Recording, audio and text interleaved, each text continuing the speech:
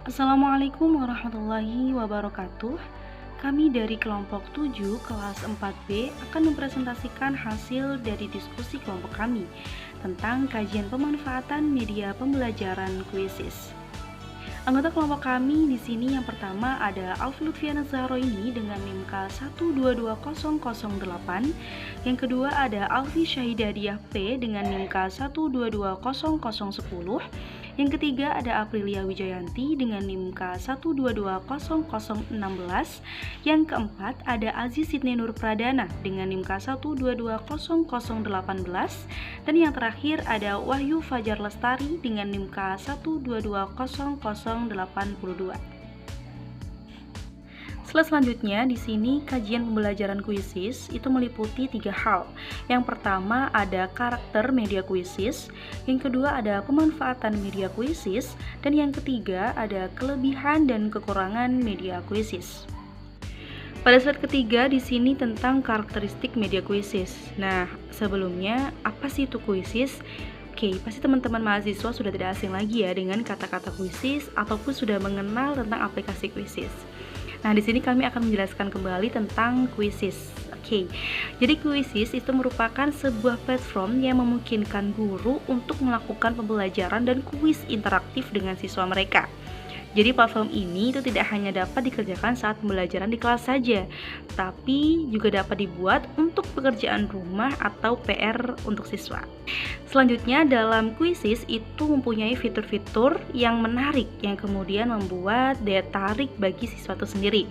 Nah, fitur-fitur itu apa saja? Nah, itu ada pada slide selanjutnya. Oke. Di slide selanjutnya di sini ada fitur untuk aplikasi Quizzes, yaitu ada beranda utama. Nah, dalam beranda utama di sini yang pertama ada akun pemilik. Ya, jadi akun pemilik di sini itu ada gambar yang berkotak biru. Nah, nanti di situ siswa diminta untuk mengisi profil mereka. Ya, bisa melalui bisa mengisi nama lengkap, kemudian mengisi email dan lain-lain. Jadi nanti dalam akun pemilik ini bisa digunakan untuk mengisi profil atau mengganti profil mereka. Nah, yang kedua setelah mengisi profil yakni ada join quizzes. Nah, untuk join quizzes itu biasanya guru memberikan kode kepada siswa untuk join untuk mengerjakan tugas atau mengerjakan kuis dengan kode tersebut. Nah, kemudian yang ketiga ada aktivitas kuis. Nah, pada fitur ini tuh pengguna dapat mengetahui kuis-kuis apa saja yang sudah diikuti oleh pengguna.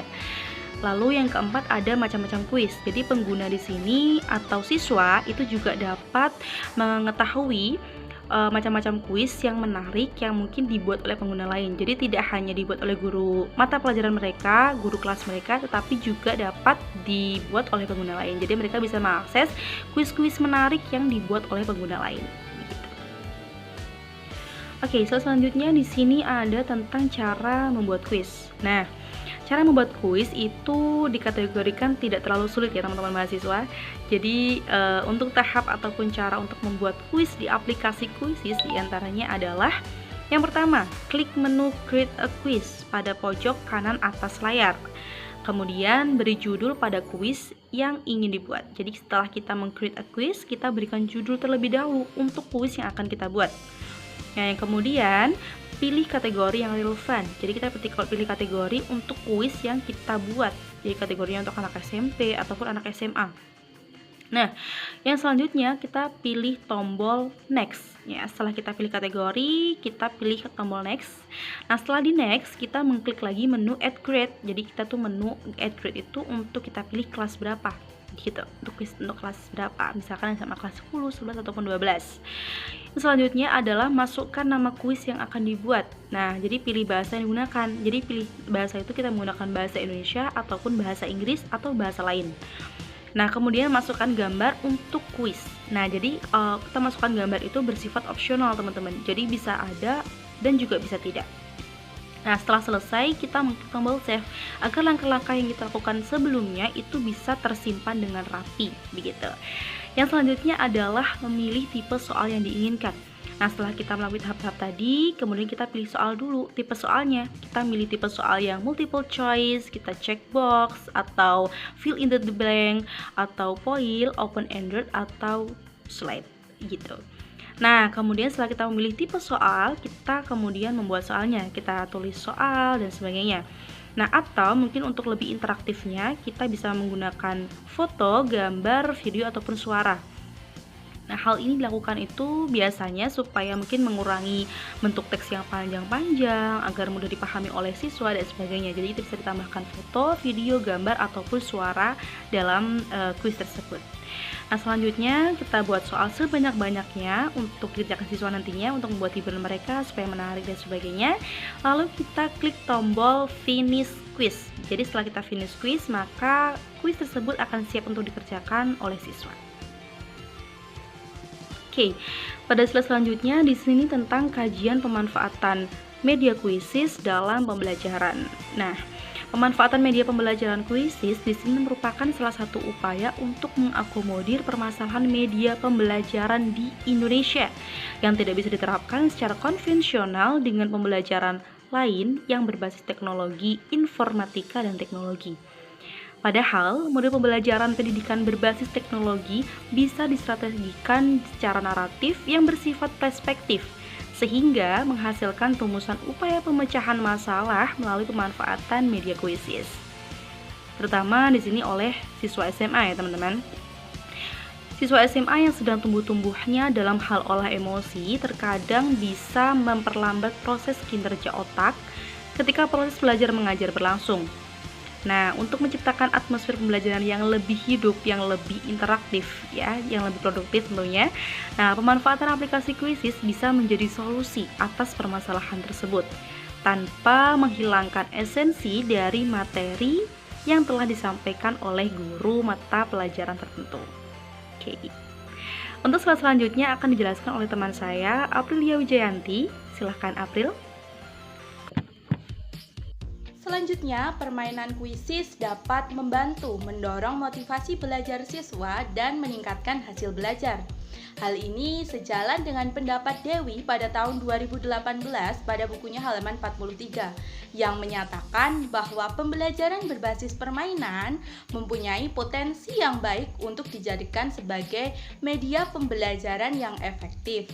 Hal ini dikarenakan pembelajaran menggunakan media game dapat merangsang atau menimbulkan efek pada komponen visual dan verbal. Pola pembelajaran yang dibuat dan diberdayakan melalui aplikasi kuisis adalah pola multimedia interaktif. Aplikasi kuisis memiliki kelebihan-kelebihan yang dapat dengan mudah dimanfaatkan. Selain sebagai media pembelajaran, juga dapat digunakan sebagai bahan evaluasi pembelajaran. Nah, terdapat berbagai macam fitur yang tersedia dalam aplikasi kuisis ini. Fitur-fitur tersebut dapat dimanfaatkan oleh guru dalam memberikan tugas atau pekerjaan rumah. Di samping mengerjakan tugas, siswa juga dapat merasakan pembelajaran yang tidak terlalu berat dan menyenangkan dalam berpikir seperti itu, karena dalam aplikasi kuisis memiliki tampilan yang segar dan kaya akan hal-hal yang menyenangkan. Nah, kuisis sendiri merupakan sebuah permainan yang memang bisa dikatakan menyenangkan karena di dalam kuisis terdapat unsur kreatif, inovatif, petualangan, dan menyenangkan yang kemudian bisa menumbuhkan motivasi positif dan keinginan belajar pada setiap siswa. Secara tidak langsung, hal ini juga dapat mewujudkan cita-cita dan tujuan pendidikan secara mandiri dan menyenangkan. Selanjutnya, kita akan mencari tahu dan mempelajari mengenai kelebihan dan kekurangan dari media kuisis. Penasaran? Simak penjelasan berikut ini.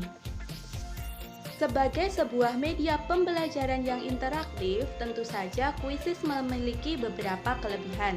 Kelebihan tersebut diantaranya ialah: yang pertama, bagi guru atau pendidik, kuisis dapat memudahkan dalam membuat soal.